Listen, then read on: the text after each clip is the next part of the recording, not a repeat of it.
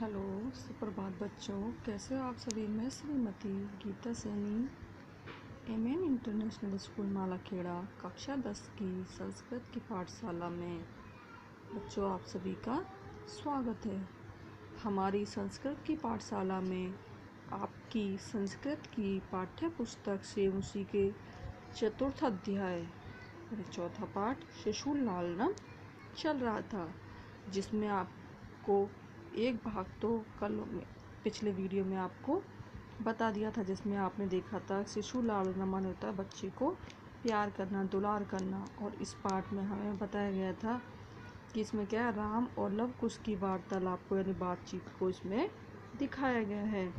तो हमने देखा था कि क्या लव कुश जो होते हैं वो दोनों राम के दरबार में आते हैं और राम क्या करते हैं, उनको देख करके इतने मोह हो जाते, इतने प्रसन्न हो जाते उनकी छवि को देख करके, उनको रूप को देख करके कि उनको अपने पास बुलाते हैं और अपनी गोद में बिठा लेते हैं। तो जब उनको बिठाते हैं, उनको गले से लगाते हो, तो उनको एक अलग ही सुख की अनुभूति, आनंद की अनुभूति होती है। तो लव कुश उनको कहते हैं कि ये राजा का सिंहासन है, इस पर बैठना सही नहीं है।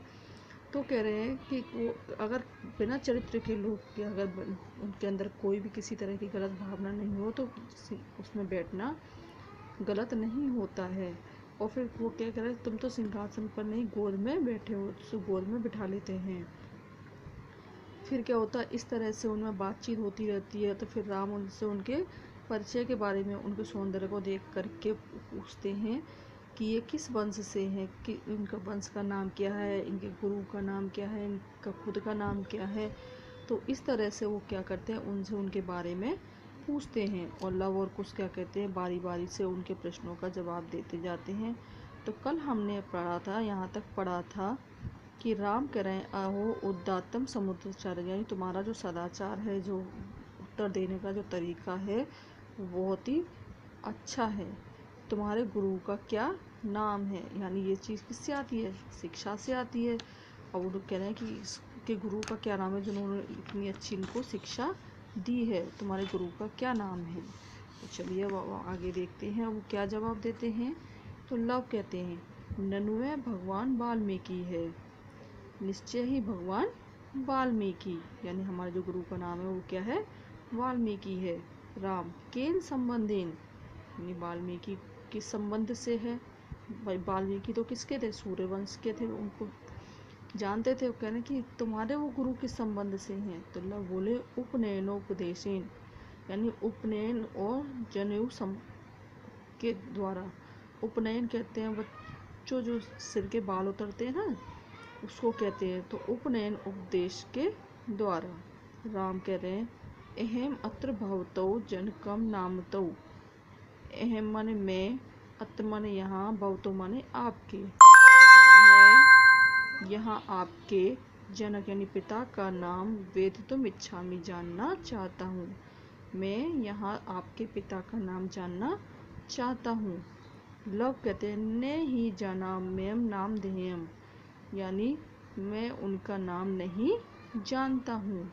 ने कश्चिद अस्मिन तपोवने तस्य नाम व्यवरति, और कोई भी इस तपोवन में, अस्मिन माने इस तपोवन में, कश्चिद माने कोई भी, तस्य माने उनका नाम व्यवहार में नहीं लेता, यानी पूरे तपोवन में कोई भी उनका नाम नहीं लेता। राम कह रहे हैं, अहो महात्मेन, यानी महानता की बात है, इतनी महानता की बात है कि पूरे तपोवन में तुम्हारे पिता का नाम कोई भी नहीं लेता। तो आश्चर्यजनक बात हुई ना ये। तो कुश है, कुश बोले जानाम्यम तस्य नामधेयम। फिर कुश बोलते हैं, अहम माने मैं, जानाम्यम माने जानता हूँ, तस्य माने उनका नाम, धेयम। कुश बोले कि मैं उनका नाम जानता हूँ। तो राम बोले कथ्यताम, तो कहो। कुश बोले निर्नुक्रोशो नाम है, निर्नुक्रोशो नाम है, यानी निर्दयी नाम है उनका। निर्नुक्रोशो माने होता है निर्दयी। राम है, वयस्य अपूर्वम खलु नाम देयम, यह तो बहुत ही अनोखा नाम है। यानी क्या, निर्दयी तो किसी का नाम नहीं होता, यानी यह तो बहुत ही अनोखा नाम है, इससे पहले ऐसा नाम कभी नहीं सुना। विदूषक विचिन्त्य, यानी विदूषक विचार करके कहते हैं, एवं तावते पृच्छामि, फिर तब पूछता हूँ, निर्नुक्रोश इति कह ए भ्रणति, यानी निर्दयी ऐसा कौन बोलता है। भ्रणति माने ऐसा कौन कहता है, ऐसा कौन बोलता है। तो कुश बोले अम्बा, यानी माता बोलती है। तो उसने कहा ना कि निर्दयी उनका नाम है, तो कहना कि ऐसा नाम तो पहले नहीं सुना। तो जो विदूषक होता है वो विचिंत यानी सोच करके कहता है, तब सोचता है फिर पूछता है कि निर्दयी ऐसा कौन बोलता है। तो कहती है अम्बा, यानी माँ बोलती है। विदूषक, किम कुपिता ये भ्रणिति उत प्रकृति स्था। तो विदूषक फिर पूछता है, क्या गुस्से में ही बोलती हैं या स्वाभाविक रूप से बोलती हैं।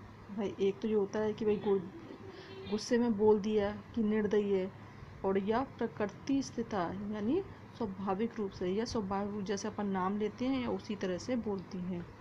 कुछ कुछ बोलते हैं, यद्वयो बाल भाव जनितम किंचित विनयम पश्यति, यानी जब बाल भाव के कारण, बाल भाव माने जब हम बचपन का भाव होने के कारण जब हम लोग ज़्यादा शरारत करते हैं, जब चंचलता करते हैं, तो किसी तरह की विनय नहीं रख को जब हमें देखती है, जब हमें शरारत करते हुए देखती हैं,